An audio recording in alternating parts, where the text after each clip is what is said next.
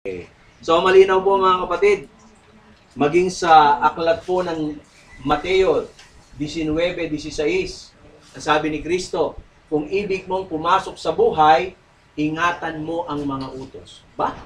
Kung nais pala nating magkamit ng buhay na walang hanggan, hindi sa tamang umiligtas. Ano ang sabi ni Jesus? Ingatan mo ang 10 utos. Kung babasahin natin yung tuloy-tuloy na talata, alin-alin, inisa-isa po niya yung ilan sa mga 10 utos. Kaya, hindi si Jesus. Amen? Hindi si Jesus ang nagbago. Kung hindi ang Ama, hindi rin si Jesus. Actually, nung si Jesus ay nagkatawang tao, ganito po ang kanyang ugali. Hindi niya pinalitan ng Sabat. Tinupad nga niya eh. Ano po ang sabi niya? Sa Lucas 4:16, kung siya nandito sa lupa, ayon sa kanyang kaugalian, tingnan niyo, ugali ni Kristo, siya'y pumasok sa sinagoga ng araw ng Sabado. Kaya, uulitin ko, tayong mga Kristiyano na merong ugali ni Kristo, dapat Sabado rin po ang araw ng ating Pangilin. Pagka-araw ng Sabado, wala tayo sa bahay, dapat nasa sambahan po tayo. Amen? Amen. Kagaya po ni Jesus. So, okay. So, tingnan po natin. Baka naman susunod yung mga alagad naman. Kasi kung hindi ang Ama ang nagbago, from Sabbath to Sunday, kung hindi si Kristo ang nagbago from Sabbath to Sunday, baka naman, Brother Carlito, itong mga alagad naman kaya. Kailangan isa-isa, titingnan natin yung mga talata, buksan natin ang Biblia, para at least sure tayo. Baka naman meron tayong mabasa sa Biblia na pinalitan na kasi, kaya linggo na ngayon ang Pangilin. No? Tingnan po natin, baka yung mga alagad. Ano po ang sabi dito sa sa aklat ng Gawa? Tingnan po natin. Si Pablo, sa 17:2 ng Gawa. Si Pablo ay sa ugali niya ay pumasok sa kanila sa sinagoga at sa tatlong Sabado ay nangatwiran sa kanila sa mga kasulatan. Ayan. Tingnan nyo, si Pablo, ano ang araw ang kayong Pangilin? Sabado. Sabado. Malinaw po yan. Sabado. Ang sabi po doon. Yung Sabado, yan po ang Sabat. Okay? Tingnan po natin. Sa ibang talapa, tuwing Sabado, si Pablo po yan, siya'y nangagatwiran sa sinagoga at hinihikayat ang mga Hudyo at mga Griego. Tingnan nyo, hindi lang pala mga Hudyo, pating mga Griego, Sabado rin po. Nandun sila sa sinagoga at pinupuntahan sila ni Pablo. Okay. Sa Gawa 13:14, patuloy, datapwat sila, yung ibang mga alagad. Pagkatahak sa Perga ay nagsidating sa Antioquia ng Pisidia at sila'y nagsipasok sa sinagoga ng araw ng Sabado at nagsiupo. Kahit na saan magpunta ang mga alagad, nasa Jerusalem, nasa Antioquia, nasa Perga, saan man sila datnan ng Sabat, sumasamba sila, mga kapatid. Hindi nila kinalilimutan. Sinusunod nila yung sinabi ng Panginoon na alalahanin mo ang araw ng Sabat. Napakahalaga sa mga mananampalataya ito. So, araw din po ng Sabado ang pangilin ng mga alagad. Ano pa?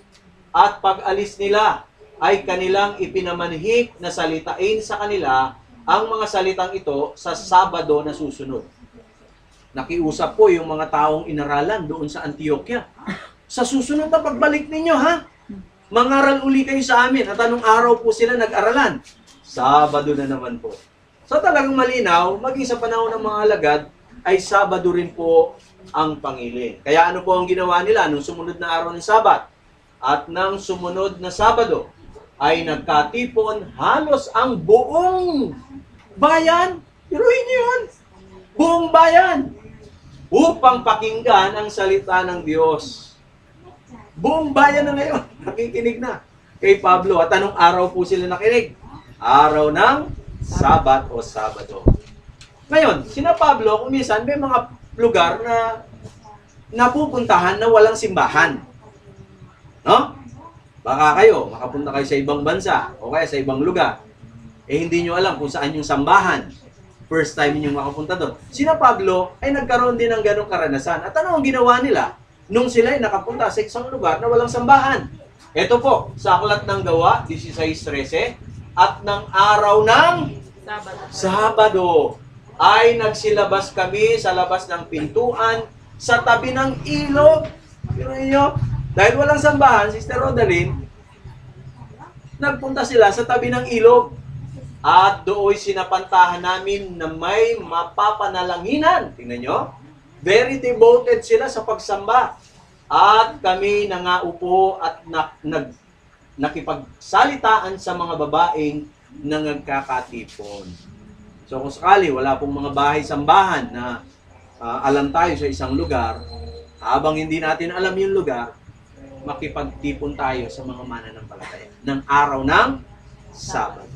So malinaw mga kapatid, ang sabi rin ni Pablo sa 3:31, kasi merong nagsasabi, kapag ka raw sumasampalataya ka na sa Panginoon, hindi ka na kailangan sumunod sa kautusan.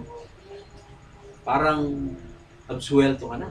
Pero ano ang sabi ng Biblia? Si Pablo mismo ang sabi, niwawalang kaya natin ang kabuluhan ng kautusan dahil sa pamamagitan ng pananampalataya?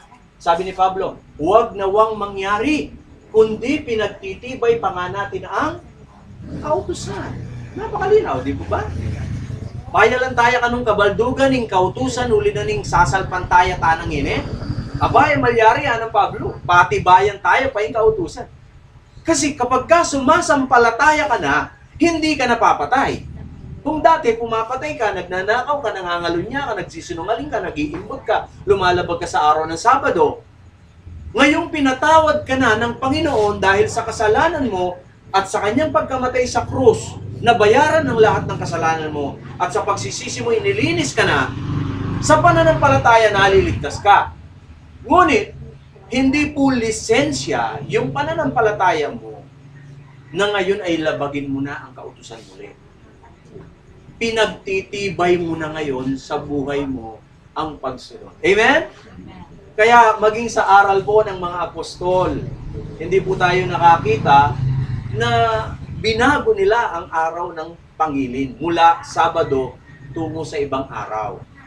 Pinagtitibay pa nga natin ang sabi ni Pablo, ang kautusan kapag tayo'y sumasampalataya. Amen?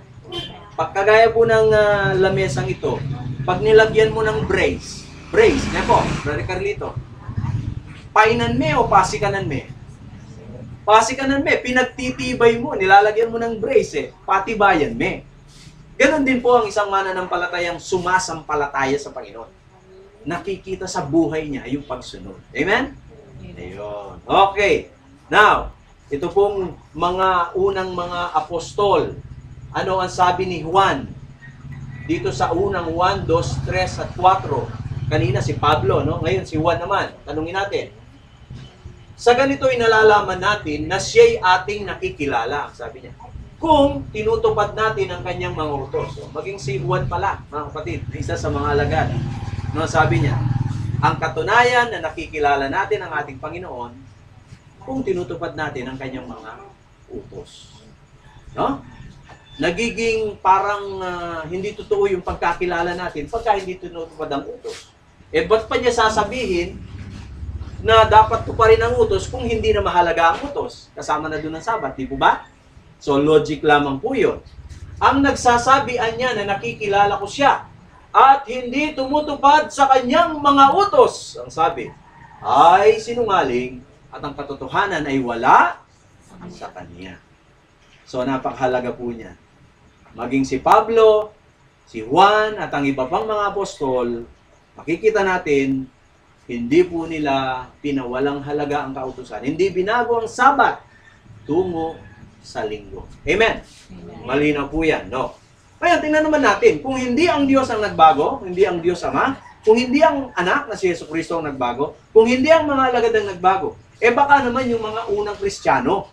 Ibig sabihin, yung mga Kristiyanong sumampalataya pagkawala na ng mga apostol. Wari, may ngamatay na lan, po. Ketang pet siyang dinalan, 100 AD onwards, na wala na yung mga apostol, nangamatay na sila. Tingnan naman natin, baka naman sila naman ang nagbago. Tingnan natin. Siyempre, yung pong Biblia nun ay tapos na. So, babasa po tayo ngayon ng mga aklat ng kasaysayan na sinulat na ng mga historian nung unang panahon. Tingnan natin. natin ang tala ng Biblia o ng sulat nila. Ang mga unang Kristiyano ay nangingilin ng ikapitong araw ng Sabado.